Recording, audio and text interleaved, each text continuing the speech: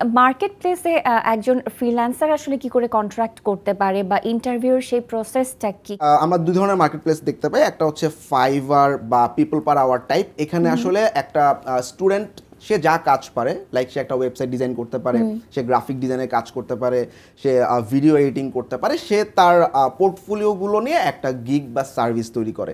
It's kind of A showcase যে আমি এই কাজগুলো পারি, এই কাজগুলোর বাজেট হচ্ছে এত, আমি এত দিনে ডেলিভারি দিব, এই জিনিস পাবা।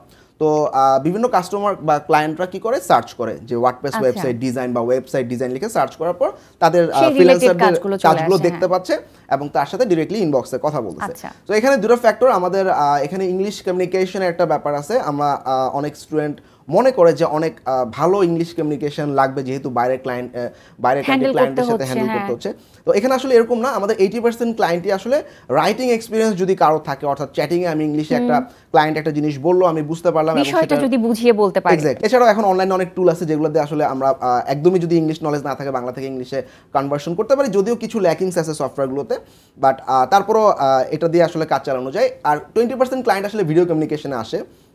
সেক্ষেত্রে বড় বাজেটের যে সমস্ত ক্লায়েন্টরা আছে $1000-2000, সেক্ষেত্রে ওরা কিন্তু একটা কমিউনিকেশনের মধ্যে থাকতে চায় বা শুনতে চায় আসলে আমি কিরকম জানি, সেক্ষেত্রে আসলে স্মার্টলি ফেস করার একটা ব্যাপার আছে।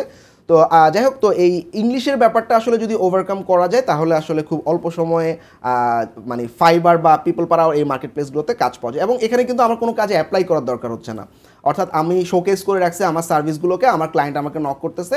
ইন্টারভিউ প্রসেসটা হচ্ছে লাইক চ্যাটিং, এটা এরকম না যে আমাকে ফেস টু ফেস ভিডিও কলে যেতে হবে, এরকম জাস্ট কনভারসেশন হবে আমার চ্যাটিং এর মাধ্যমে। আমি যদি এনাফ পরিমাণ পোর্টফোলিও দেখাতে পারি বা ক্লায়েন্টকে প্রুফ করতে পারি যে আমি কাজটা পারি, তাহলে কিন্তু খুব সহজে ক্লায়েন্ট আমাকে অর্ডারটা করে দিচ্ছে।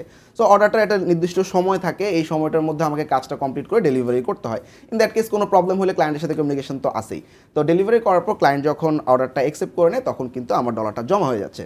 আরেক ধরনের মার্কেট প্লেস হচ্ছে লাইক আপওয়ার্ক বা freelancer.com। এখানে ব্যাপারটা হচ্ছে ক্লায়েন্টের একটা ওয়েবসাইট লাগবে, কি ধরনের ওয়েবসাইট লাগে সেটা জব পোস্ট করে, লাইক আমরা কিন্তু বিডি জবসেও এরকম দেখি, অর্থাৎ একটা জব পোস্ট হয়েছে সেখানে আমরা অনলাইনে অ্যাপ্লাই করতেছি লাইক দ্যাট। তো এখানে আমি অনলাইনে অ্যাপ্লাই করলাম, বিডি জবসে কি হচ্ছে আমাকে অফলাইনে গিয়ে ইন্টারভিউ দিতে হচ্ছে। এখানে এরকম না, এখানে আমার ক্লায়েন্টের সাথে চ্যাটিং কথা হচ্ছে অথবা ভিডিও কনভারসেশনে কথা হচ্ছে।